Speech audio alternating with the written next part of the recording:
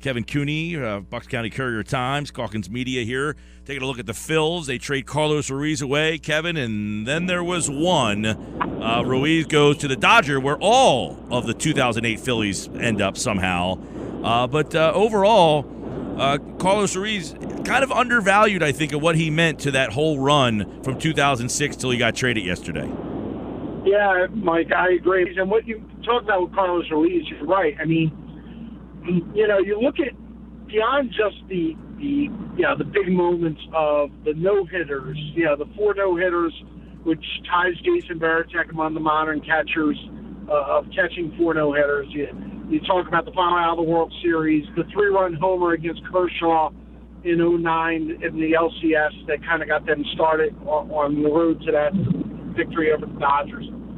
It was the daily grind that he went through. I mean, he caught a lot of games. And remember, Mike, he was a guy when he came up here was considered a placeholder, okay? Because Lou Marzin was supposed to be the Phillies catcher of the future back when Ruiz came up there. I mean, he had, he was a cheap draft, cheap signing basically when he signed out of Panama. There's some question whether he would be durable enough, would be able to hit enough.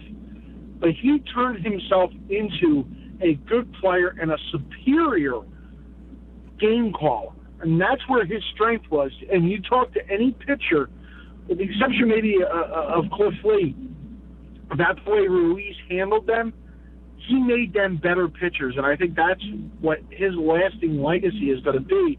A little bit like Bob Boone.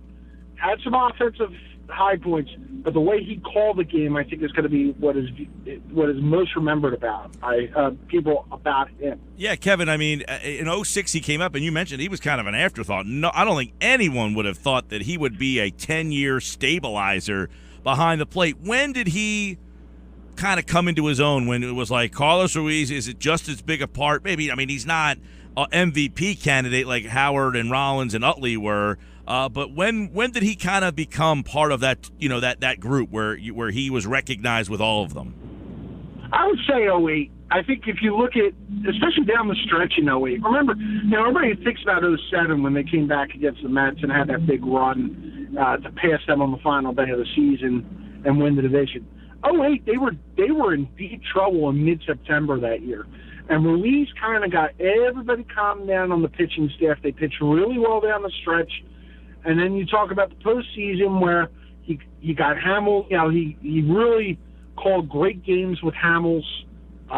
Remember, Chris Coast was the backup catcher there, and there were people who wanted Chris Coast to see a lot more action, thinking Ruiz wasn't really going to have a future here at that point. And again, Marzin was thought to be the future. They felt enough of Ruiz in 2008 that they were willing to part with Marzin in 2009, and that got them Lee back. That's right. Cliff Lee was part of that Lou Marzin deal. We're talking with Kevin Cooney here. Carlos Ruiz sent away. And I guess the understanding is they kind of were just doing him a solid. Like, I don't know that he asked to be traded or anything, but the opportunity came up, and he was like, you know what, I guess I'll do it, because the return was really interesting because they got a veteran catcher back. I guess they valued something that Ruiz brought, but wanted just to give him a chance to go win. I think that they viewed Carlos Ruiz, what the Dodgers did, as a offensive upgrade from what A.J. Ellis is at this point. And Andrew Freeman in that office is very into numbers, and Ruiz's numbers, especially against left-handed pitching, are pretty good. So I think when you look at they looked at that trade from the Dodger perspective as an upgrade. It's interesting, though, to see how it will work chemistry-wise because of the connection, obviously, between Ellis and Kershaw. Those reports, Andrew McCullough from the L.A. Times was talking last night about Kershaw not exactly happy last night by the trade of his close friend in Ellis. But yeah, I think if you're the Phillies, you go to Ruiz, and in a certain way you go to Ryan Howard. Both have the 10-5 clauses in their deals where they can veto any trade, and you go, okay, how do you want to play this out? Once you make clear waivers and everything, how do you want to play this out? Do you want to move on and try to play for a contender? Or do you want to stay here and kind of enjoy a farewell tour? And I don't think for Howard there's going to be any interest anyway. But I think for Ruiz, it was like, you know what, I really probably would like one more shot at the ring, even though Ruiz has been really good about being a teacher with this young group and being able to communicate and with the idea of, I would like to stay. I think at a certain point there had to be an appeal that you want to win one more time, because you don't know at 37. Sure. There's no guarantee he's going to be signed by anybody.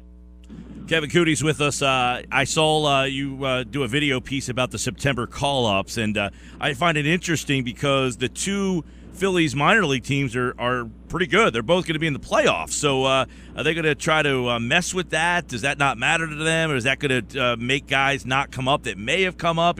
That's an interesting dynamic here. It is a little bit of an interesting dynamic, and it may be a good thing for Matt Klentak and Andy McPhail if they want to keep some guys down that people may want to see. Okay, specifically, I guess this is with the Nick Williams and the J.P. Crawford case. Neither one of them has kind of earned that promotion. You look at those numbers, they're not, okay, we got to bring these guys up. Yeah, Joseph was that type. Jake Thompson was that type. I know he's struggling now, but when Thompson was called up, it was easy to think, okay, you got to bring Thompson up because he was dominating so much. Neither Williams nor Crawford are that kind of guy right now. That's forcing the Phillies' hand, and by doing it, the Phillies decide that they want to keep these guys down and don't feel like they've earned the promotion. And I think that's kind of important. Everything has been earned in what Klentak has said, and what I mean by that is they're almost the days of the social promotion in the Phillies organization, I think, are over. So the easy excuse if they want is, look, we want these guys to play playoff baseball with the Iron Pigs, and, we'll see where it goes from there. And by that time, you're midway through September, and you can just shut it down. I don't think it affects what their plans may be coming out of spring training, whether they come up here and get 25 or 50 at-bats this September, going into the next spring training. If they perform well in Clearwater, I still think Crawford could be the shortstop, and I still think Williams could be the right fielder. I think spring training next year is going to be really interesting. You got a lot of guys going to be battling there, so I think Pete's going to have, or Klentak's going to have a lot of tough decisions on who to send down next year. That's neither here nor there yet. I'm sure we'll get into it. Go ahead. And part of the Crawford thing, too, is the Phillies do not have to protect him on the Rule 5 draft and don't have to put him on the 40-man roster. So if you're the Phillies and you think you can have a little bit of a glut on your 40-man of guys that you want to protect to make sure that they're not cleaned up in December at the Rule 5 draft in Washington, you don't bring Crawford up. You don't necessarily have to start the clock on that. That's a smart business decision. I think there's no chance Crawford's up here at this point, and I think that Williams has gone from 60-40 yes to maybe flip that, 40-60 no. All right. My question was going to lead into Gomez, who's got 34 saves, 8th all-time single-season, tied Ricky Pitalico. But is he even the closer next year? It's interesting because I think everybody kind of acknowledges that while he's done a great job, the stuff doesn't necessarily translate to good closer material long term. He's done it a lot with a non-overpowering fastball. Okay, his off-speed stuff is good, not great. Okay, so if you're the Phillies, what does that mean? Well, it means that in the offseason, maybe somebody gives you a decent offer for him as a 7th inning guy or an 8th inning guy, and you take it. I don't think you can project him long term as your closer. In fact, Mike, if you think about it, the guy who I think is going to end up being the Phillies closer when the Phillies get good again. That's tough for me to say today.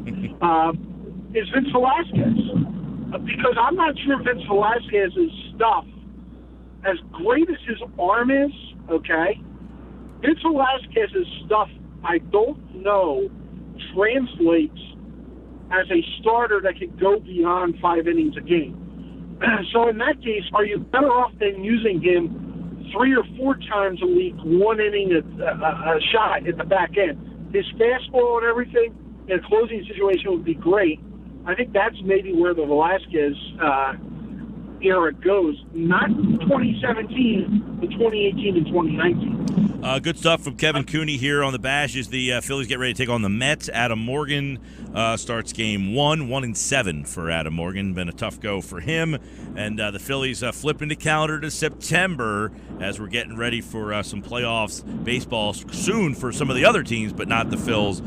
Kevin, great stuff, man. We appreciate it. Thanks, Mike.